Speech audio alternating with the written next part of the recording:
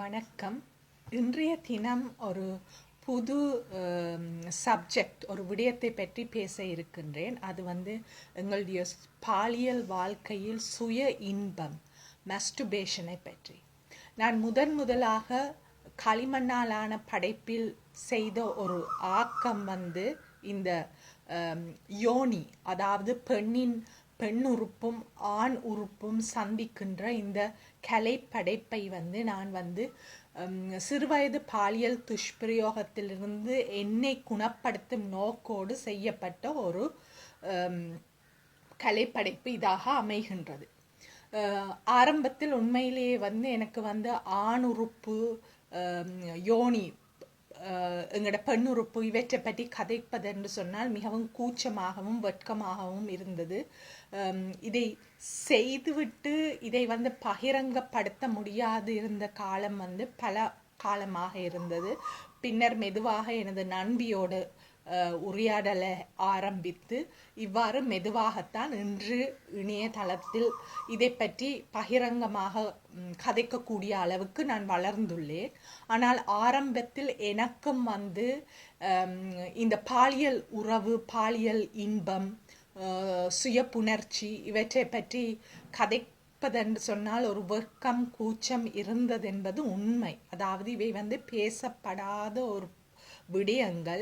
இவற்றை நாங்கள் சாதாரணமாக இவற்றுக்குரிய சம்பாஷணைகளை நாங்கள் கேட்பதில்லை. விசேஷமாக தமிழில் நாங்கள் எமது பாலியல் தேவைகளை பற்றி கதைப்பதில்லை. நாங்கள் பாலியல் உறவில் எவ்வாறான விதத்தில் நாங்கள் ஈடுபடுகின்றோம் என்பதை ஒரு சிலர் அந்த உறவில் அவர்கள் கதைத்தாலும் அவற்றை வெளியாக நாங்கள் இவ்வாறு தான் வாழ்கின்றோம் என்று சொல்லி வெளிப்படைத்தன்மை எங்களுக்கு இல்லாதபடியால் இந்த விடயம் மிகவுமே ஒரு ரகசியமான ஒரு விடயமாக காணப்பட்டு கொண்டிருக்கின்றது. இன்றைய தற்கால சூழ்நிலையில் பலர் விவாகரத்து, விதவைகள், திருமணமாகாத பெண்கள் என்று நிலைமையில் தனியாக வாழ்ந்து கொண்டிருக்கின்றார்கள். ஆகவே அவ்வாறு தனியாக வாழ்ந்து கொண்டிருக்கும் பெண்கள் ஆண் துணை இன்றி வாழ்வதால அவர்கள் வைப்ரேட்டர் போன்ற பாவிக்கிறார்கள். இதுதான் நான் பாவிக்கும் வைப்ரேட்டர். ஸோ இந்த வைப்ரேட்டர் ஒரு ஆண் உறுப்பு எவ்வாறு எங்களுடைய யோனிக்குள் சென்று எங்களை சுய புணர்ச்சிக்குள்ளாக்குமோ அந்த விதத்தில் இந்த வைப்ரேட்டர் அமைகின்றது. ஆகவே இவை தற்கால சூழலில், தற்காலத்தில் சாதாரண ஒரு விடயமாக வந்திருக்கின்றது. செக்ஸ் டாய் ஷாப்ஸ், அதாவது பாலியல் விளையாட்டு பொருட்களை கொண்ட அந்த கடைகள் இலங்கையிலும் காணப்படுகின்றது. இலங்கையிலும் இவ்வாறான விடயங்கள் சாதாரணமாக நடைபெற்று கொண்டிருக்கின்றது. ஏனென்று சொன்னால் எல்லாராலும் தங்களுடைய பாலியல் தேவையை பூர்த்தி செய்ய ஒரு உறவு அவர்களுக்கு இருப்பது எல்லாருக்கும் இருக்காது. ஆகவே அவ்வாறானவர்கள் இதை பாவிக்கிறார்கள். மற்ற இன்னொரு விடயம் பாலியல் உறவில் இருப்பவர்கள், அதாவது தாம்பத்திய வாழ்வில், குடும்ப வாழ்க்கையில் இருக்கும் நபர்களும் அவர்கள் வேலை நிமித்தம் அல்லது வேறு காரணத்தினால பாலியல் உறவில் ஈடுபடாத நேரங்களில் இவற்றை பயன்படுத்தி தங்களை சுய புணர்ச்சிக்கு உள்ளாக்கி கொள்கிறார்கள். சிலர் பாலியல் உறவில் ஈடுபட்டு கொண்டிருக்கும் போதும் கூட அவர்கள் தம்பதியினராக இவற்றை பாவித்து கொண்டிருக்கிறார்கள். நாங்கள் தம்பதியினர் என்று சொல்லும் போது அது ஆண் பெண் மாத்திரமல்ல, ஆண் தம்பதியினர் இருக்கிறார்கள், ஆண் பெண் பெண் என்ற தம்பதியினர் இருக்கிறார்கள். ஆகவே அதுவும் தம்பதியினர் என்று நாங்கள் ஒன்றை கூறும் போது தற்கால சமயத்தில் அது ஆண் பெண் உறவு மாத்திரமல்ல, அவர்கள் ஒரு பாலின சேர்க்கையாளர்களாகவும் இருக்க சந்தர்ப்பங்கள் உண்டு. ஆகவே இவ்வாறான விடயங்களை நாங்கள் தெரிந்து வைத்திருப்பது நல்ல. ஏனென்று சொன்னால் எங்களுக்கு எவ்வாறு எங்களை நாங்கள் சந்தோஷப்படுத்தலாம் அல்லது பாலியல் ரீதியில் நாங்கள் எவ்வாறு தொடர்ந்து சந்தோஷமாக வாழலாம் அல்லது அந்த தேவைகளை நாங்கள் பூர்த்தி செய்யலாம் என்பது வந்து எங்களுடைய கைகளில் தான் இருக்கின்றது.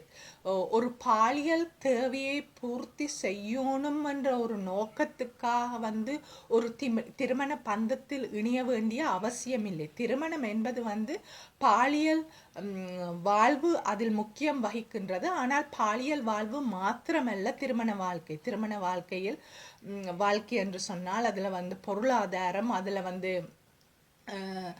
ஆன்மீக இணைப்பு, பாலியல் இணைப்பு,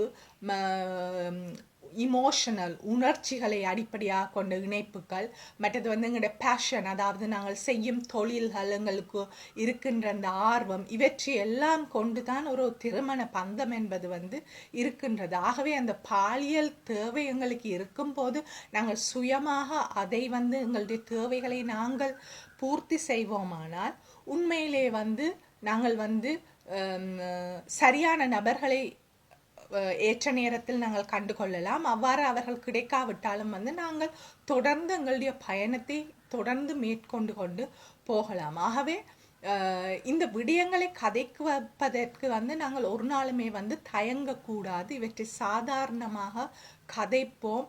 இது வந்து மனிதனின் சாதாரண தேவை. இது எந்த விதத்திலும் வந்து நாங்கள் வந்து வெக்கப்படாமல் கூச்சப்படாமல் தைரியமாக என்று சொன்னால் நாங்கள் எவ்வளவுக்கு நாங்கள் ஓப்பன் ஆகிறோமோ அவ்வளவுக்கு எங்களுடைய இளம் சந்ததியினர், எங்களை சூழ இருப்பவர்கள் யாவருமே வந்து இதை பற்றி பேச, அதாவது நண்பர்கள் மத்தியில், உறவினர்கள் மத்தியில் நாங்கள் வந்து இவற்றை பற்றி பேச ஆரம்பித்தோமானால் இது வந்து ஒரு சாதாரணமாக நாங்கள் வந்து எங்களுடைய ஒரு சாப்பாடு சாப்பிட்டேன் என்ற மாதிரி நாங்கள் வந்து சாதாரணமாக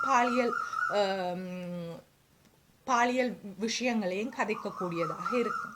ஆகவே இதை அடிப்படையாக கொண்டுதான் நான் உருவாக்கின ஒன்றையும் நான் பாவிக்கும் ஒன்றையும் உங்களோடு பகிர்ந்து கொள்ளுகின்றேன். நன்றி.